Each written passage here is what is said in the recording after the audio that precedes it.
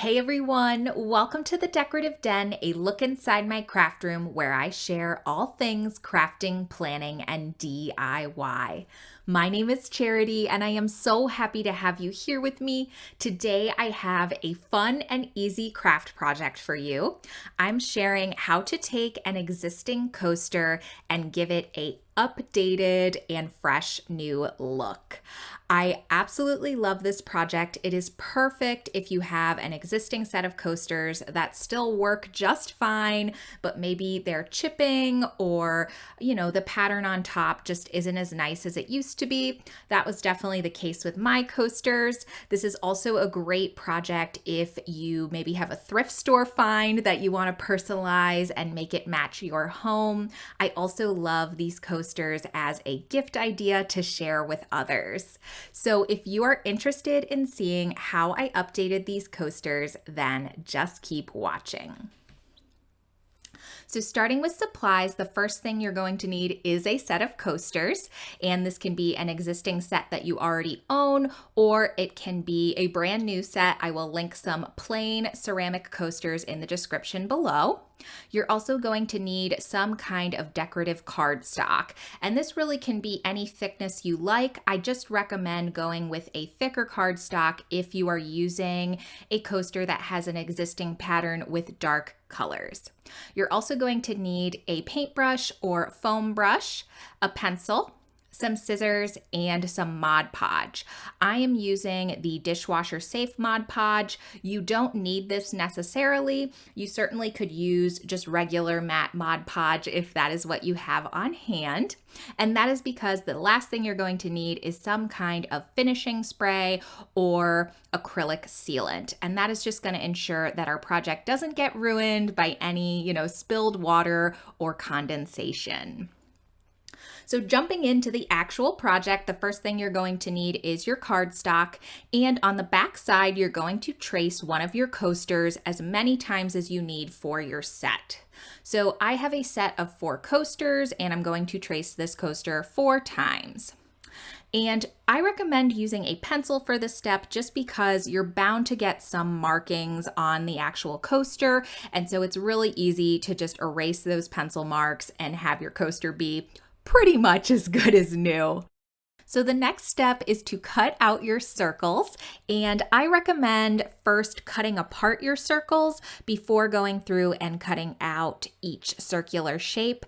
I find that it just makes it easier to manipulate the paper this way, and it ensures that you get a more circular shape. Definitely with freehand cutting, it can be a little difficult to do rounded edges, and so I just find that this really helps with that. Now, as I'm cutting, I am following the guideline I created by tracing my coaster, but instead of cutting exactly on the line, I'm actually cutting just a little bit inside of the line. And this helps ensure that there is no pencil marks on my final project, and also that my cardstock is just a little bit smaller than my coaster. And so that way I know the paper won't hang over any of the edges of my coaster. Now, once I'm finished cutting each circle, I like to just hold it up to a coaster to make sure that everything is even and the way I want it to be. So here is a close-up shot of my scrap paper just so you can see how far away from the line I am actually cutting. So now that those are all cut out, it is time for Mod Podge. And for this, you want to grab your paintbrush or foam brush and apply a thin layer of Mod Podge to the face of your coaster. I like to keep the layer thin just to prevent any bubbling or extra glue from oozing over the sides of the coaster. And even though I'm putting on a thin layer, I try to be really thorough with it, making sure that the entire face of the coaster is covered. So once it is, I add my cardstock on top of the coaster, and I like to press on it in several places just to make sure there are no bubbles underneath and that the paper is lying flat against the coaster. Then I'm going to add a second layer of Mod Podge on top of the cardstock. And for this second layer, I like to spend a little extra time on the sides of my coaster, just making sure that the edges of my cardstock are completely covered in glue and that they are secured to the coaster itself. So you're gonna go through and just repeat that process for all 4 coasters or however many coasters you have in your set. And then we're gonna want this Mod Podge to dry completely.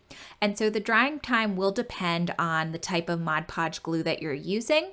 For this dishwasher safe glue, it takes about 1 to 2 hours to dry. And I just recommend reading the back of your Mod Podge bottle and following their drying time instructions. So for these coasters, I got them all set up in my glue and then I let them dry thoroughly for 1 hour.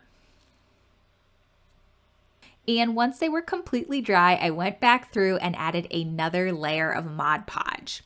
For this project, I would recommend about 2 to 3 layers of Mod Podge. You certainly can do more if you're using just regular Mod Podge and not the dishwasher safe glue. Definitely just follow your gut with this and make sure that your cardstock is just secure and fully covered in glue. That is pretty much the most important part. And so I find doing at least 2 layers helps ensure that everything is covered. So once you're done adding that second coat to the top of your coasters, we're going to let that dry again for a full hour or until it's completely dry. So once those are all set, it is time to move on to our final step, which is sealing everything with your finishing spray or acrylic sealant. I am using this Krylon satin finish spray because it is what I had on hand, but feel free to use any kind of finishing spray you prefer. And just like with my Mod Podge, I applied 2 coats of this finishing spray and I let each coat dry completely before touching my coasters and spraying again. And I would recommend just doing the same thing following the drying time on your can. And that's it, guys. Here are my finished coasters. I absolutely love how these turned out. They are such a simple project and a great way to just freshen up your home and breathe some new life into an existing coaster. So I really hope that you enjoyed this video and maybe feel inspired to make something of your own. If you did like this video, please hit the like button for me so I know, and consider subscribing if you are interested in other crafting, planning, and DIY videos. Thank you so much for being here with me today, and I'll catch you in the next one. Bye, guys.